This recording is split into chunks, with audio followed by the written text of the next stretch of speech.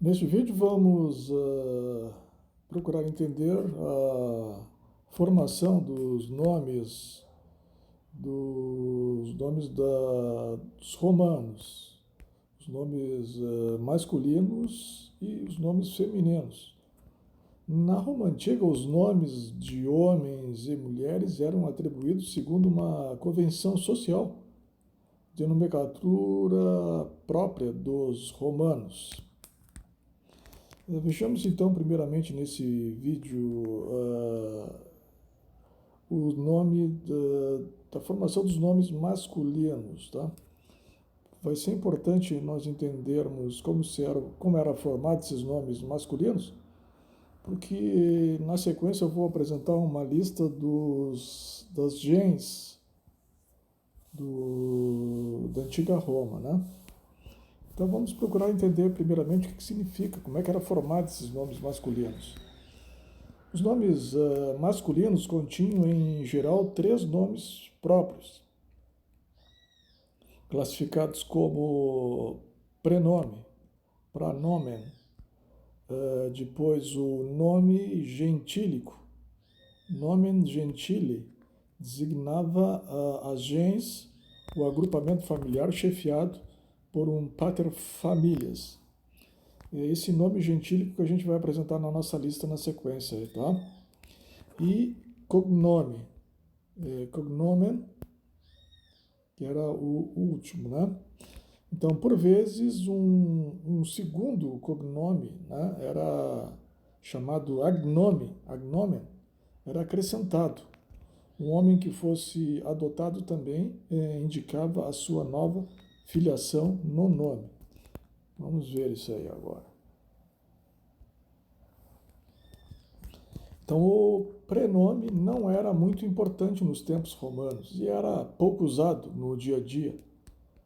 Se a gente tomar, por exemplo, o nome Caio Júlio César, né? Caio não era muito importante, né?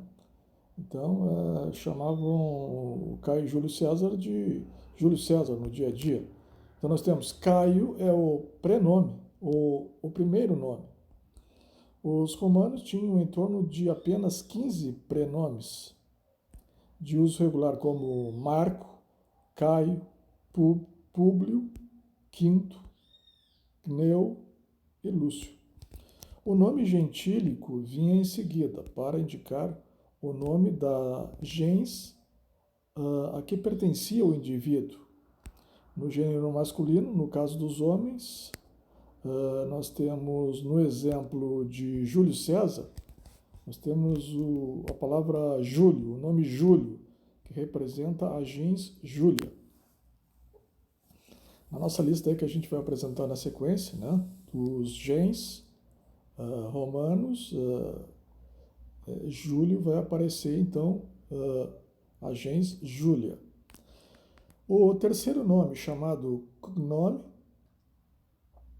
começou como uma alcunha, ou em português no Brasil, um apelido, que distinguia o indivíduo dentro de uma mesma gens. Tá? Então, seria o sobrenome. Né? Durante a República e o Império, o cognome era passado de pai para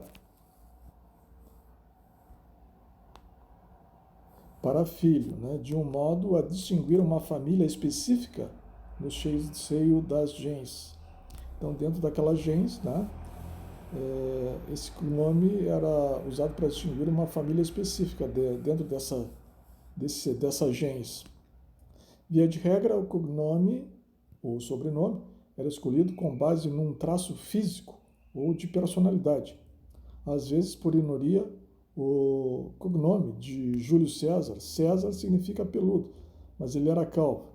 E o de Tácito significava silencioso em latim, mas ele era um orador famoso.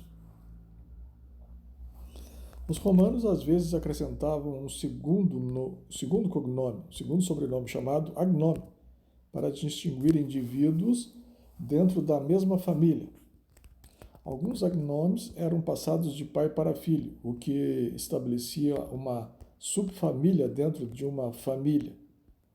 Em alguns casos, o agnome era conferido com o propósito de homenagear um indivíduo como recompensa por um feito importante. Por exemplo, Cipião Africano nasceu Públio Cornélio Cipião, acrescentando-se o agnome africano após sua vitória contra Aníbal. Quando um homem era adotado por uma outra família, o que acontecia com frequência, até mesmo na idade adulta, seu nome passava a ser o nome completo do pai, acrescentando-se um cognome para indicar a sua família original. Por exemplo, Mamerco Emílio Lépido Liviano.